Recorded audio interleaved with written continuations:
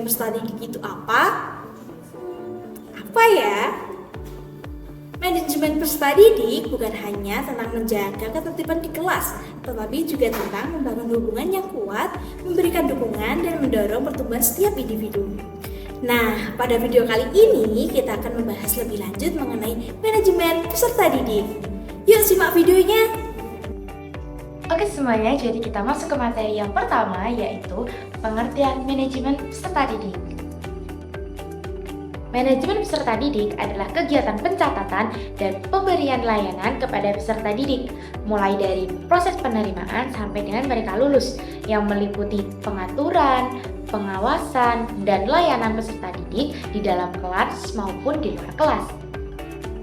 Contohnya itu seperti pendaftaran, pengenalan lingkungan, pengorganisasian, layanan individual, dan lain sebagainya. Jadi, manajemen peserta didik ini pada hakikatnya mencakup dua hal, yaitu yang pertama, manajemen peserta didik dan kegiatan-kegiatannya, dan yang kedua adalah pendayagunaan kepemimpinan yang ada pada peserta didik untuk mengolah kegiatan-kegiatan tertentu. Materi yang selanjutnya adalah karakteristik peserta didik. Nah, di sini karakteristik peserta didik itu ada 4. Yang pertama itu memiliki keinginan atau kehendak untuk mendapatkan ilmu. Nah, yang kedua memiliki potensi fisik dan psikis. Yang ketiga memerlukan bimbingan dari pihak lain. Nah, yang terakhir adalah memiliki kemampuan mandiri. Yang selanjutnya adalah tujuan dari manajemen peserta didik. Nah, apa sih tujuannya? Tujuan dari manajemen peserta didik ini dibagi menjadi 2. Ada tujuan umum dan juga tujuan khusus. Tujuan umum dari manajemen peserta didik adalah untuk mengatur kegiatan peserta didik agar proses kegiatan peserta didik ini berjalan dengan lancar, dengan tertib, dan dengan teratur sehingga dapat memberikan kontribusi bagi pencapaian tujuan secara keseluruhan.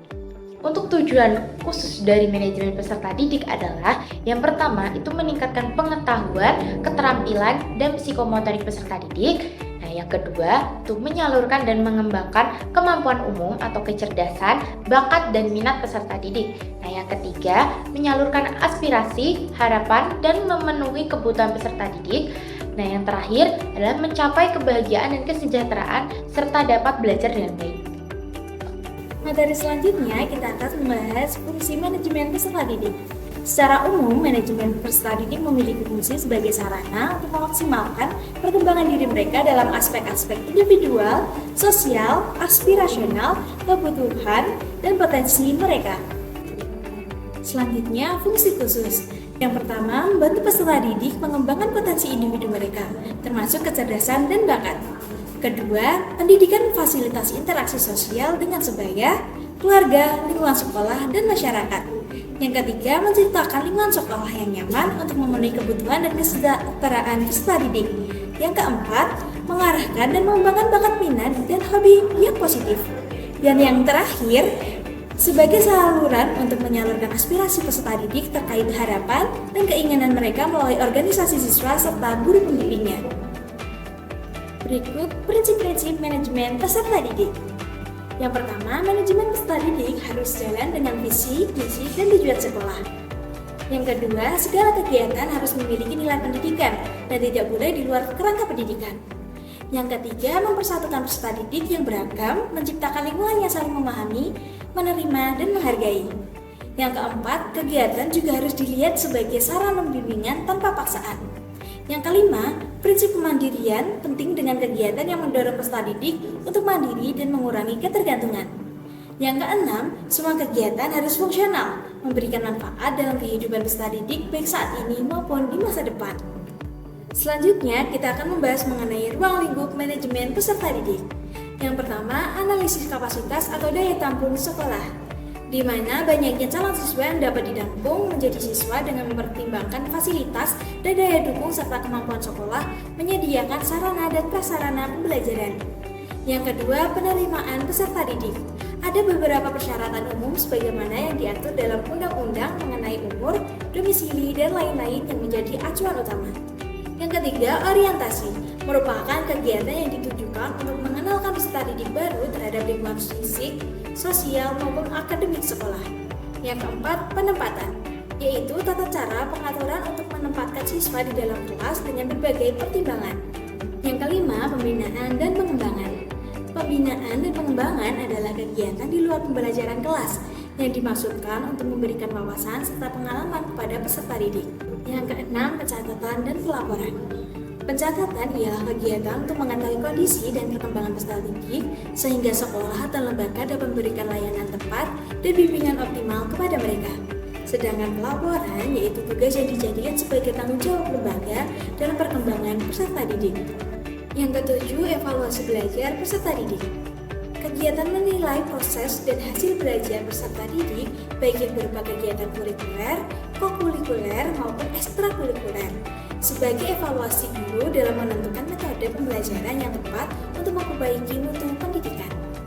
Yang kedelapan, mutasi peserta didik adalah proses perpindahan peserta didik dari sekolah satu ke sekolah yang lain atau disebut mutasi ekstern, dan perpindahan peserta didik yang berbeda dalam sekolah atau disebut mutasi intern. Contohnya adalah kenaikan kelas. Dan yang terakhir, kelulusan dan alumni. Kelulusan merupakan pernyataan dari lembaga pendidikan atau sekolah tentang telah diselesaikannya suatu program pendidikan oleh seorang peserta didik yang ditandai dengan ijazah atau surat tanda tamat belajar atau STTB, disertai dengan surat keterangan hasil ujian akhir. Yang selanjutnya ada pendekatan manajemen peserta didik. Yang pertama, pendekatan kuantitatif. Pendekatan ini menitik beratkan pada segi administratif dan birokratik. Peserta didik diharapkan memenuhi tuntutan dan harapan lembaga pendidikan tersebut, meliputi kehadiran, tuntutan disiplin tinggi, dan menyelesaikan tugas-tugas yang diberikan. Yang kedua ada pendekatan kualitatif. Pendekatan ini lebih memberikan perhatian kepada peserta didik agar senang dan nyaman dalam pembelajaran. Asumsinya bahwa jika peserta didik senang dan sejahtera, maka mereka dapat belajar dengan baik di lingkungan sekolah. Dan yang ketiga, ada pendekatan terpadu. Pendekatan ini mengutamakan kesejahteraan peserta didik, namun tetap memiliki tuntutan-tuntutan lembaga pendidikan terhadap peserta didik tersebut. Misalnya, peserta didik diminta untuk menyelesaikan tugas-tugas dari lembaga pendidikan. Nah, timbal baliknya, yaitu pihak lembaga pendidikan menyediakan iklim yang kondusif. Oke, yang selanjutnya ada dasar-dasar manajemen peserta didik. Dasarnya yaitu mengacu pada UUD 1945. Di sana tertulis, tujuan negara Indonesia yakni mencerdaskan kehidupan bangsa. Sehingga dalam hal ini, pemerintah mengeluarkan program wajib belajar selama 9 tahun dan berusaha untuk mewujudkan pendidikan yang beriman dan bertakwa. Untuk sistem pemerataan dan peningkatan mutu pendidikan, pemerintah berkewajiban membiayai program wajib belajar tersebut. Serta untuk mencapai efisiensi manajemen pendidikan, pemerintah juga perlu memantau dan memperhatikan perkembangan program pendidikan untuk menghadapi arus global. Nah, pokok bahasan selanjutnya yaitu ada alur manajemen peserta didik. Mari kita ulas satu persatu. Oke, untuk yang pertama ada perencanaan, yaitu berpikir ke depan dengan merumuskan rencana mengenai hal-hal yang akan dilakukan pada peserta didik mulai dari penerimaan hingga kelulusan. Alur yang kedua yaitu penerimaan peserta didik. Adalah proses pencarian, menentukan, dan menarik pelamar yang mampu untuk menjadi peserta didik di suatu lembaga pendidikan atau sekolah. Dalam penerimaan peserta didik terdapat dua macam sistem, yakni sistem promosi dan sistem seleksi. Sistem promosi ini biasanya terjadi pada sekolah yang kurang diminati, sedangkan sistem seleksi biasanya pada sekolah yang diminati dengan menekankan kriteria-kriteria tertentu. Nah, kriteria tersebut antara lain yang pertama ada acuan patokan, yakni didasarkan atas patokan-patokan yang telah ditentukan sekolah sebelumnya. Yang selanjutnya kriteria acuan norma, yaitu didasarkan atas keseluruhan prestasi calon peserta didik. Dan yang terakhir, kriteria daya tampung. Sesuai dengan namanya, sekolah terlebih dahulu akan menentukan jumlah peserta didik baru yang akan diterima.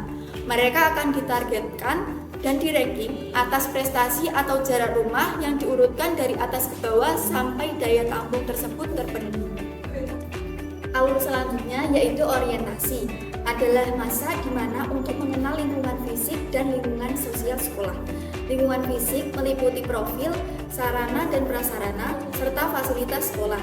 Sedangkan lingkungan sosial meliputi kepala sekolah, guru, staf karyawan, serta peserta didik senior. Alur yang keempat yakni pengelompokan. Nah, setelah peserta didik menjadi masyarakat sekolah, maka ia akan ditempatkan di sebuah kelas dengan pengelompokan. Nah, jenisnya ada 3 macam. Yang pertama, pengelompokan menurut kesenangan berkawan. Pengelompokan ini terjadi dalam satu kelas untuk tugas proyek guna meningkatkan kemampuan kerjasama antar peserta didik. Dalam hal ini, peserta didik memutuskan sendiri siapa yang menjadi anggota kelompoknya. Yang kedua, pengelompokan menurut kemampuan. Pengelompokan ini terjadi pada penentuan kelas, di mana peserta didik terbagi atas tingkatan pandai, sedang, dan lambat. Hal ini dilakukan untuk memudahkan pelayanan guru sesuai kesanggupan dan tingkat kemampuan peserta didik. Dan yang ketiga, pengelompokan menurut minat. Pengelompokan minat juga dapat dijadikan sebagai penentuan kelas. Guru perlu mengamati perkembangan, lalu memberikan dorongan pada peserta didik untuk mengembangkan minat tersebut. Yang kelima, ada pengaturan disiplin, merupakan bentuk ketaatan pada aturan, tata tertib, dan norma yang berlaku di sekolah. Dan faktor yang memengaruhi disiplin ada 4 macam. Yang pertama, keteladanan, yaitu sikap dan tingkah laku yang diperlihatkan oleh guru. Yang kedua, kewibawaan atau pancaran kepribadian positif. Yang ketiga, hukuman dan ganjaran. Dan yang terakhir adalah lingkungan, meliputi sekolah, keluarga, dan masyarakat. Alur yang selanjutnya yaitu layanan khusus. Nah, ada beberapa fasilitas sekolah yang dapat dimanfaatkan oleh peserta didik. Di antaranya, layanan kesehatan berupa UKS dan kegiatan PMR, layanan perpustakaan, layanan bimbingan konseling untuk berkonsultasi, dan masih banyak lagi.